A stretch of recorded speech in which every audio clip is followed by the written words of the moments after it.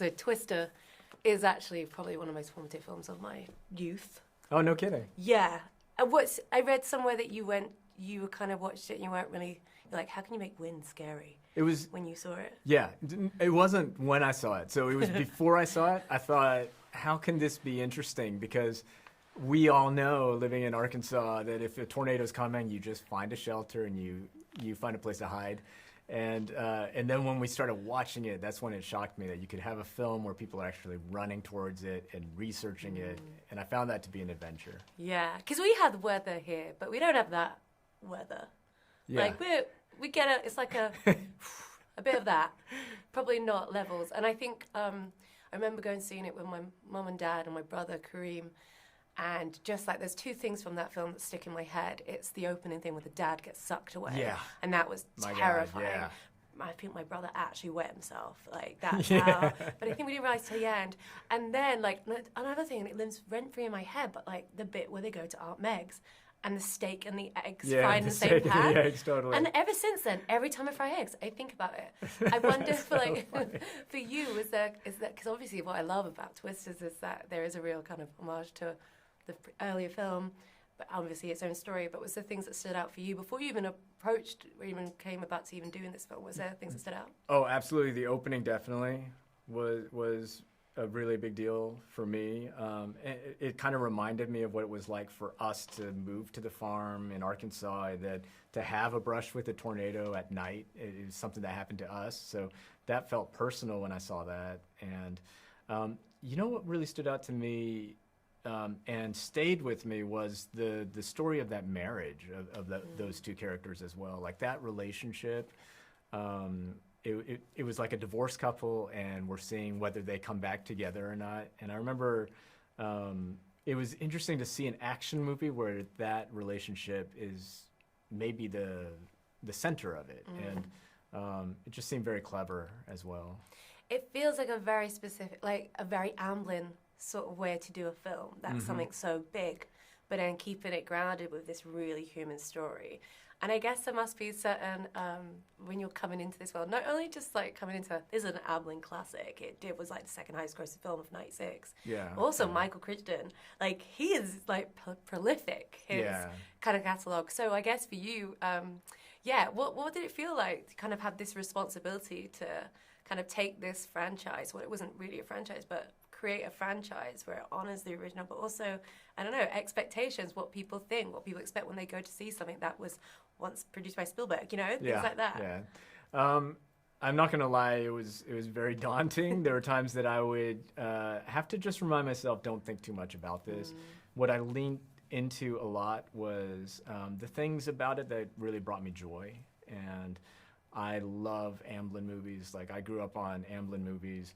And they spoke to me a lot as a kid growing up in Arkansas, where stuff at home wasn't always easy. You know, it was a tough life.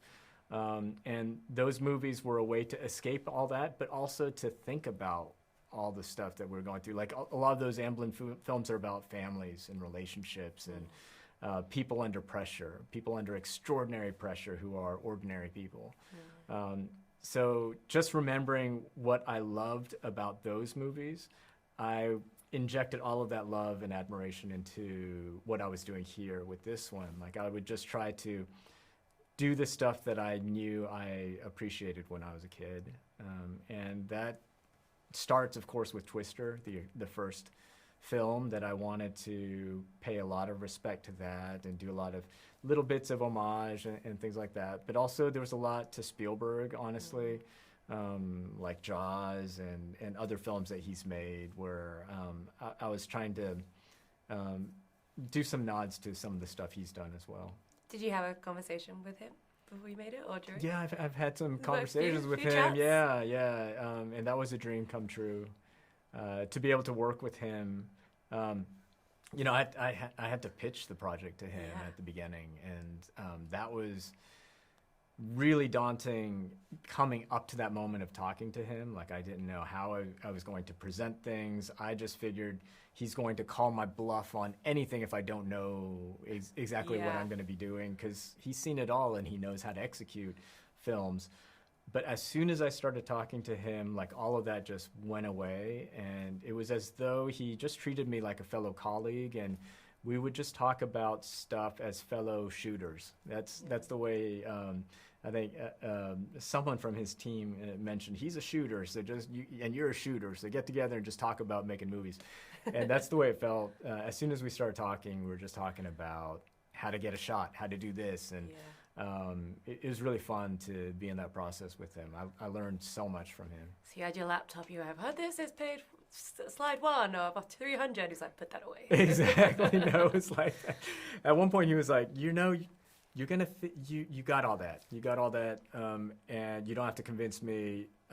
Let's talk about the characters. And I remember when he said that, it was a big light bulb moment for me that this is what really makes him special as a filmmaker. That at the heart of it, he's thinking about the human beings on the screen. And I remember him kind of saying that as we were in the editing room together. He really hopes that in cinema in the future, with different blockbuster films that are coming out, that we don't forget the human heart. Yeah. And he kind of feels like that's always at risk, that we forget that that's at the heart of the movies that we make. It has to be about humanity, about our experiences as people, our emotions, relationships. So I really love that he wants to protect that. And I felt very well protected in this film, that I was trying to do those things, and he was encouraging me to go in that direction. And one thing I really appreciate, I think there's this, I just watched A Quiet Place Day 1 recently, like the other day, and I was like, oh God, I love that this has exactly what I wanted from that director, to bring their own like sensibilities to it. And watching this, I was like, this is absolutely a elite Isaac Chung film. Oh yeah, that's so cool to hear. I think because, like you said, I think, with Minari, I really love like kind of this idea of divination and the kind of connection nation, understanding it. And I think they have that with Bill Paxton's character in the first film. And obviously in Minari, there's the kind of idea of finding where to do the land and where to go. And like, I just really felt that coming through when we have Daisy Edgar-Jones coming in and doing that. And I kind of like the switch around there, but from male to kind of female. Even though Helen Hunt is like the joint, but like, it's all about Bill and Billy. Yeah. But like in this one, it's like she's got the kind of connection. But then there's also, of course, with the first film, yes, it's about this couple and it's about like trying to get warnings, but this is that next level. You kind of expand it out of this like disaster profiteering and getting into the social consciousness, which was just really beautiful and really kind of makes you understand the problem of climate change, what's going on. So all of which to say, I guess for you, when you were working on those scripts and trying to make this a story where it had, yes, you have the big Amblin kind of like disasterness of it, but then there's also this element of like, the last 5 years has been really difficult. How do we reflect this in the movie without kind of talking down to our audience or making them not feel like they actually care? Yeah, thank you for that. And a lot of that started with the basis I felt, the foundation I needed to take was, if I lived through that kind of destruction, what would I want reflected on the screen? I felt like I need to try to find a way to honor people who've actually lived through that as a victim in some sense. And that meant staying honest and not trying to push any agendas with the movie, not trying to preach, but simply to reflect reality in some way. And that's where some of those ideas came in on how I was going to handle the destruction scenes, the way that we would show social things happening around that destruction, like people chasing after profit within that, and just to present it as a picture of what people might experience, but not to do it in a way that's preaching or in which I'm taking some kind of moral high ground soapbox where I'm saying this is what needs to be done. I didn't want to do that. And what's funny is one day we were filming the movie theater sequence at the end, and all of our background actors are from Oklahoma, and we have a theater full of people from Oklahoma. And our assistant director was trying to figure out how to help guide them in what they need to do in the scene. And he said, how many of you guys have actually been in a tornado and had to shelter and been in a situation like this? everybody, single person raised their hands. And we, a lot of us from LA, we just started cracking up. And the assistant director, Dave Vengus, was like, "Why are you guys here? Why, like, aren't you so traumatized by all that?" And they're like, "No, this is Oklahoma. This is the way it is." And there's an element to life there where people take it in stride as well. They're so strong. They've been through storms and devastation. But they don't wallow in that. You know, there's this celebration as well of what what nature is doing, what it's capable of doing, and they don't run from it, which I've found to be very inspiring. I'm so glad you mentioned the movie theatre, because that's one of the things I did love when I was watching. I was like, oh, this is a callback. But obviously in the first film they have The Shining playing. Yeah. I'd love to know how you picked the film that you wanted to show in that scene. Yeah. It's funny. I didn't know what should be playing there for the longest time, and I was, in a way, I was actually hoping it could be Jaws. I was like thinking, it should be Jaws. It should be Jaws. But I think Steven was being very humble, and he was like, and he was looking at different things as well, and we were trading different ideas around, for me, the story involves like the birth of a monster in a way. And it just occurred to me that it could be Frankenstein. And I remember sending him that suggestion, like, "What do you think of Frankenstein?" And he said, "I love Frankenstein."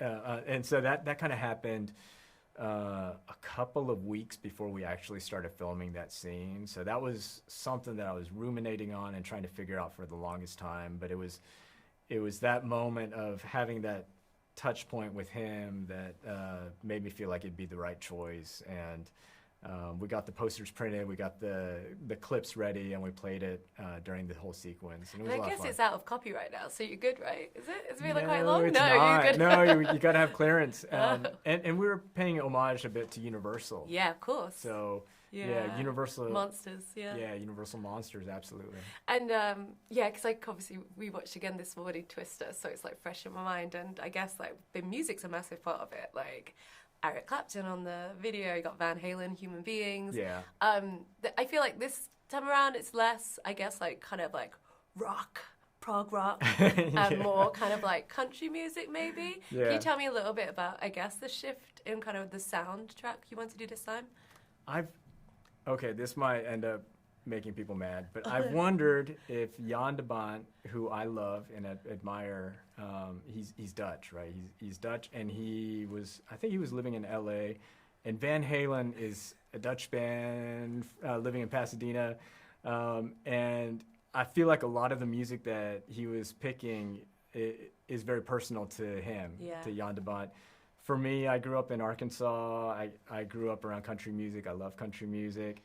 And I just wanted to give myself the permission to put in the music that I kind of want to hear myself, that I don't think I'm hearing often in movies like this.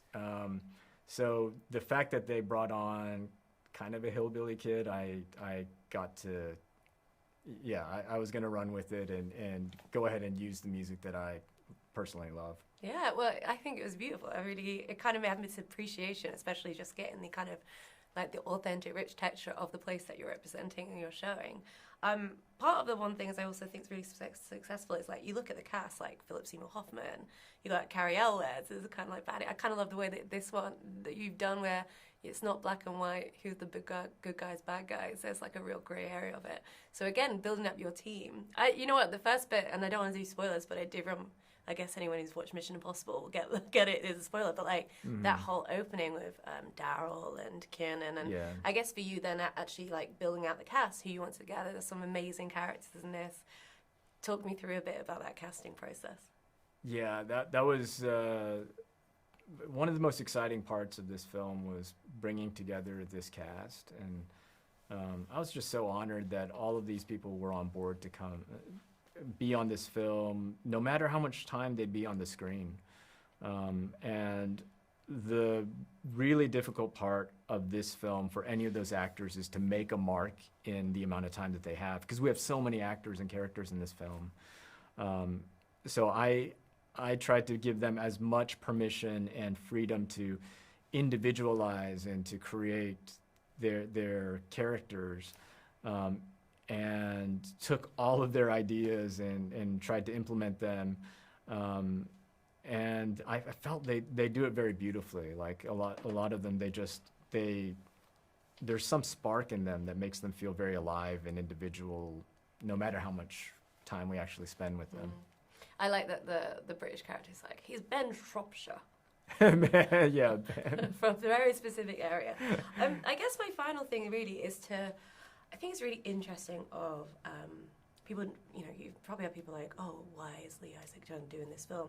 And I feel like anyone who's ever done anything that's kind of seen as a critical darling or independent, the minute they go into, I guess, the blockbuster realm or like big studios, saying like, how dare they? And they want to gatekeep what you were able to do. Yeah. I guess, like, and it's wild to me because, you know, Spielberg, like, he's got the range of doing little intimate projects but big scale. And so for you, how does it make you feel that you've got people kind of like sort of kind of dictating how you navigate the career, that actually at one point when we spoke with Minari, you were very close to giving up that career and you've got this whole new lease of life and future ahead of you?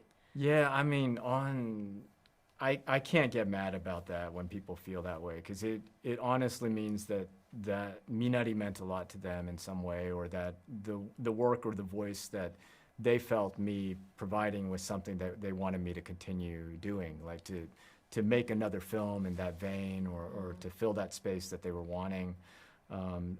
So I feel honored that they would want to protect that. But at the same time, I've got to make the projects that enliven me and that I want to do. And I just so wanted to make a movie like this. I've been wanting to do an action movie. I want to do one of every different type of movie out there, to be honest. I would love to be someone who, my life experience is that I got to try everything. And I feel so fortunate that I got to do this movie.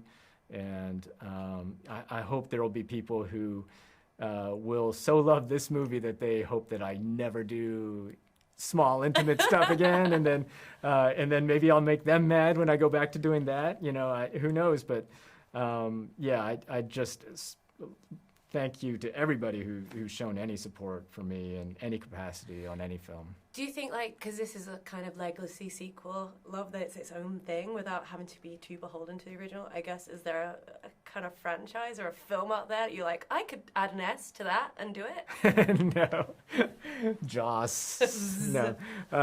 No, there isn't really. I guess I do want to do something more original now. That is something that I've been actively thinking about and looking for. So we'll see. I worked on Star Wars a bit, doing the shows, and then did Mando, right? Yeah, Mandalorian, Skeleton Crew, and then now I've done Twister. So I've been kind of pushing around those ideas of what would be new and original. So that's kind of where my mind has been.